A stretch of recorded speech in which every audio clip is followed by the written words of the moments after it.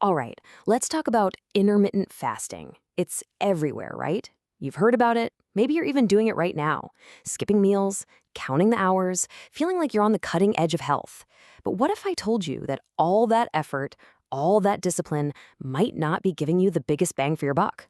All because you might be eating at the wrong time. Yeah, you heard me. It turns out it's not just if you fast, but when you fast that could be the real game changer. There's a secret that longevity experts have been quietly using, and today we're going to unlock it. It all comes down to timing. So, to really get why timing is the secret sauce, we first need to understand something fundamental about how we're all built. We have to talk about your body's own internal clock. This is the foundation for, well, everything. Now, this isn't some clock you wear on your wrist. This is your circadian rhythm. Think of it as the master conductor of your entire biology. It's this incredible internal system that runs on a roughly 24-hour cycle, telling your body when to sleep, when to wake up, and, crucially, when it's best to digest food. Here's a simple way to picture it. A regular wristwatch is just mechanical, right? It doesn't care if it's sunny or pitch black outside. But your internal clock, it's deeply biologically plugged into the world around you. It literally responds to light, programming your metabolism to be fired up and ready to go at certain times and to chill out at others. And this all goes way, way back to our evolution. For thousands of years, our ancestors were out and about during the day, hunting, gathering, eating, and at night, they rested. That pattern has literally shaped our DNA.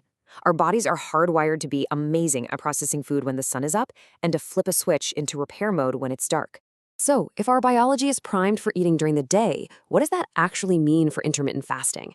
Well, this leads us to two very different paths you can take, and honestly, the choice between them is a bigger deal than most of us realize.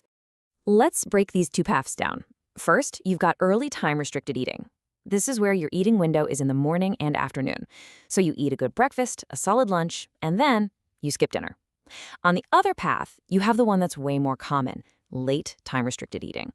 This is when you skip breakfast and save your meals for the afternoon and evening. So let's get practical. What does this actually look like day to day? Well, an early eater might have their first meal at 8 a.m. and their last one around 3 or 4 p.m. Then they're fasting all evening and through the night. The late eater, on the other hand, starts their day fasting, has lunch around noon, and dinner at maybe 7 p.m. Now, notice the fasting window could be the exact same length, say 16 hours, but the timing is completely different. So, the big question is, does it really matter? For the longest time, everyone just focused on the length of the fast. 16 hours, 18 hours, that was the only thing that mattered. But now, the science is telling a completely different story. The timing isn't just a small detail, it's absolutely fundamental. All right, first up, and this one is a biggie, better insulin sensitivity. So, why should you care about this?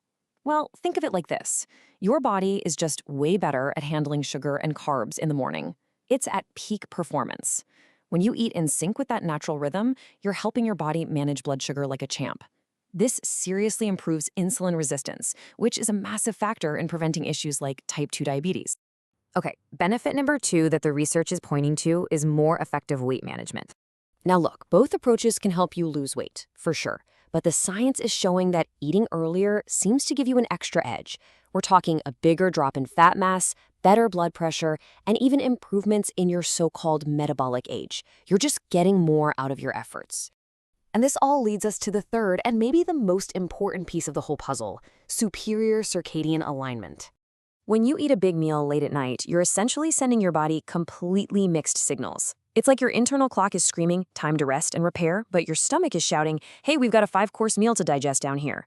That clash, that misalignment, it's directly linked to a higher risk of weight gain and insulin resistance. You're basically working against your own biology. Okay, so the science is pretty clear. Eating earlier seems to be the way to go, but I know what you're thinking. Skip dinner? With my family? My social life? How on earth am I supposed to do that? I get it. It can sound tough. So let's talk about a practical way to actually make this happen. Here are 4 simple steps to get started. No pressure. First, just start thinking of breakfast and lunch as your main events. Pack them with nutrients. Second, if skipping dinner feels impossible, just try shifting it earlier. Even finishing by 6 p.m. is a huge win. Third, please don't try to change everything overnight. Just shift your window by maybe an hour each week. Slow and steady is the key. And finally, and this is the most important one, listen to your body. Pay attention to how you feel. And hey, let's not forget the basics, right? Timing is a superpower, but it's not a magic ticket to eat whatever you want. The quality of your food still matters, big time. You've got to focus on real, nutrient-rich foods. And when you're fasting, keep yourself hydrated. Water is your best friend. So if you remember just one thing from all of this, let it be this. The real power of intermittent fasting gets unlocked when we work with our body's natural rhythms, not against them. It's not just about the hours you fast. It's about when you choose to eat. And that leaves me with one final question for you to chew on. Take an honest look at your day, your energy, your habits, when you eat. What time is your body clock really set to? And more importantly, are you working with it or are you fighting it?